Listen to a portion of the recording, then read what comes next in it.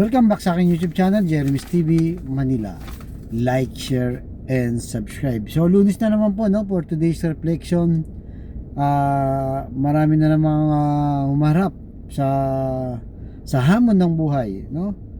Sumabak na naman tayo sa trabaho pagkagising natin. Kung estudyante ka, sumabak na naman tayo sa paglalakbay, no? O transportation papuntang mga trabaho, o sumabak ka na naman sa paggising mo, sa pakipaglaban mo sa karamdaman, at sumabak ka na naman sa paggising mo sa financial na kung saan ay talagang problemado ka dahil talagang kulang na kulang at may mga obligasyon ka pang dapat bayaran. So ganyan din po, no, yung nararamdaman nung si Moises, no, nung harapin niya yung mga challenges. Marami rin po siyang hinarap sa buhay. Subalit ano bang sabi ng Diyos sa kanya para ito ay maging matatag at lumaban sa pang-araw-araw na buhay? Sabi sa Deuteronomy chapter 31 verse 8, pangungunahan ka ng Panginoon at sasamahan ka niya. Hindi ka niya iiwan o pababayaan man.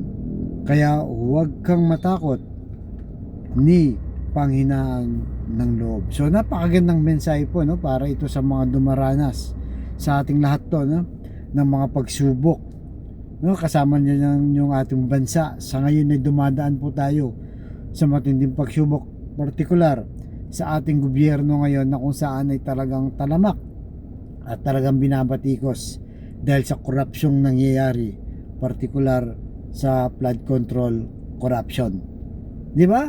Tapos kung mapapansin mo sa balita, ano, talagang napakagulo ng national. Ang daming problema po, ano?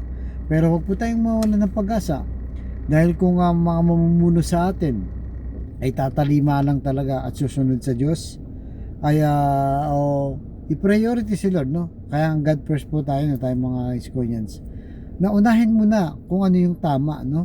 Para lahat po tayo ay maging maayos. Ang problema kasi kanya-kanyang interest po, no? Kaya yun ang nangyayari. Kaya sa mga problemang pinagdaraanan mo ngayon, financial, talagang kulang na kulang ang pera mo, wala kang sapat na ipon, marami ka pang utang, no? Sa relasyon naman, napakagulo ng pamilya mo, hindi kayo magkakasundo-sundo, ang dami yung mga pinagtatalunan, at sa physical, no, nakaramdaman ay sobrang hirap ka na sa iyong kalagayan. Pero sabi nga ng ating Panginoon, no, na huwag kang mangamba o huwag kang matakot, pangungunahan kita. Yun po ay hamon sa atin, lalo na kung ano ba ang relasyon mo sa Diyos. Baka naman wala ka naman pakialam, no, sa iyong buhay. Sinasabi mo lang o ginagawa mo lang kung ano ang gusto mo. Napaka-importante po ibig sabihin doon itong si Moises, ang yung presensya ng Diyos. Di ba? Pag nandiyan ang presensya ng Diyos, kumbaga kampante ka na. Kaya sabi niya, huwag kang matakot o panginahan ng loob. Alam mo na nangunguna sa iyo si Lord. Sasablay man yung mga desisyon mo dahil nanguna si Lord, ay maaayos mo rin. Di ba?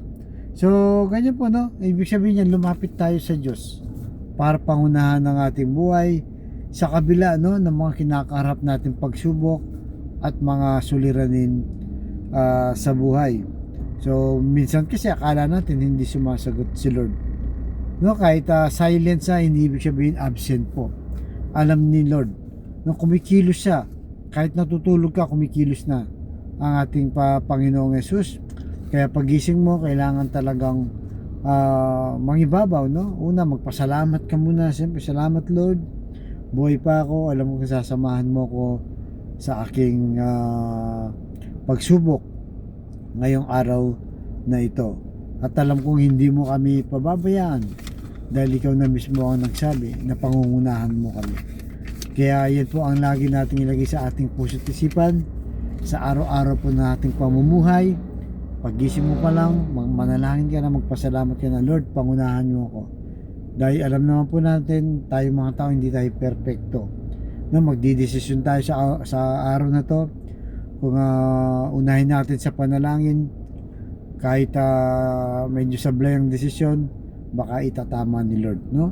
Na kung saan tayo the best. Kaya sa mga kapatid nating nanonood sa aking vlog na may problema sa pamilya, financial at relasyon, sabayin mo ako sa napakasimpleng dasal na kung kayo maniwala, magtiwala sa ating Panginoong Jesus, ay tsak yun ipagkakalob sa iyo sa tamang panahon. So tayo manalangin. Lord, i-bless niyo po mga kapatid naming nanonood sa aking vlog na may problema sa karamdaman. Ipuhin niyo po ng iyong mapagpagaling na kamay para maibsan ang kanilang hirap na dinadaanan o nararamdaman sa kanilang katawan. Alam naman po namin na walang imposible sa iyo kung yung loloobin. At ganoon din po sa mga pamilyang nagkakagulo, hindi nagkakasundo, nagpapataasan ng pride.